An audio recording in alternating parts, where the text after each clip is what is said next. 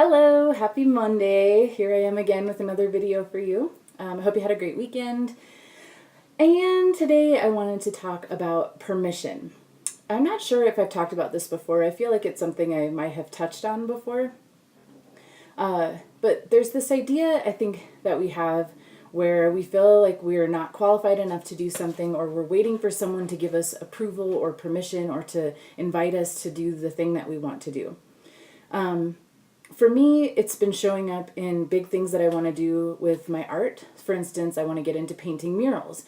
And I've only just really admitted that to myself and to a couple other people in my life in these last couple of days, because it's just something that I felt so terrified about. And I know that there's people doing it, and I know that people just kind of, like, there's this intellectual part of me that knows, like, you can just start to go ask people or to just get out there and try it, and you'll learn as you go.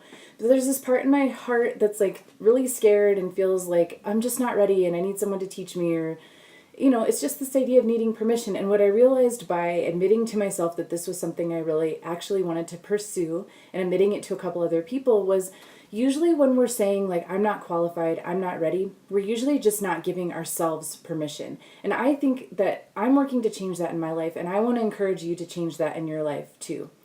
Is there something that you're not allowing yourself to go for in the big way that you really want to go for it because you just feel like there's some committee in your mind, some invisible nameless committee that's saying you're not qualified, you're not ready? The other way this is showing up is how I want to start being a life coach. And frankly, that's an unregulated industry. And so there's people offering credentials, and some of them probably are really useful and reputable and stuff. But the truth of the matter is anyone can claim they're some kind of coach. And I think, I don't know, I think you should try to be as qualified as possible for things. If there are trainings, if there are teachings, you should do it. But a lot of times you just need to go start.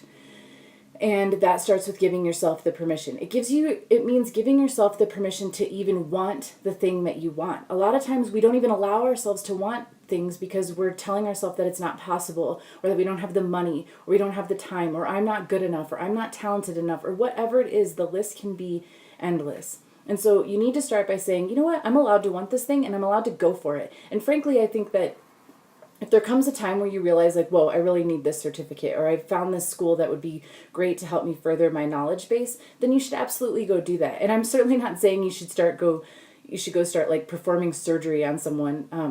There are definitely like ethical guidelines and moral guidelines that you can use to the best of your ability when you're getting started, but just start, and then the opportunities will present themselves. Get out there and do it, and let someone tell you that you can't, and then deal with that. But don't stop yourself before you even start. Another area that I've needed to give myself permission is this idea of permission to change my mind, to change focus, to change gears, and giving myself permission to like make mistakes and kind of figure this out as I go. So as I'm building this business, it's weird for me because I have a lot of areas that I want to focus on, and it's art, it's speaking, it's life coaching, it is writing.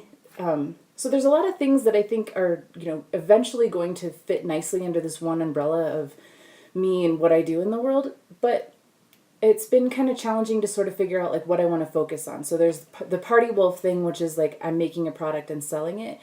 And then there's the speaking and the writing and the teaching and stuff that I want to get into as well. But what I've found is as I pick something to focus on, it kind of expands, or I'll get a new idea for it, or I'll realize, oh, I actually want to wait on this and focus on this other thing right now because that will get an income coming in quicker, or whatever it is. But you don't know what you are going to do or what's best going to serve you and your mission unless you just start somewhere. So a lot of times I think we stop ourselves because, well, I don't know the exact right way to take, or I don't know the plan, or whatever. Or then maybe we make a plan and then we start on it and then we're like afraid to deviate from it because it's like, well, I've got this plan and I can't be bouncing all over the place.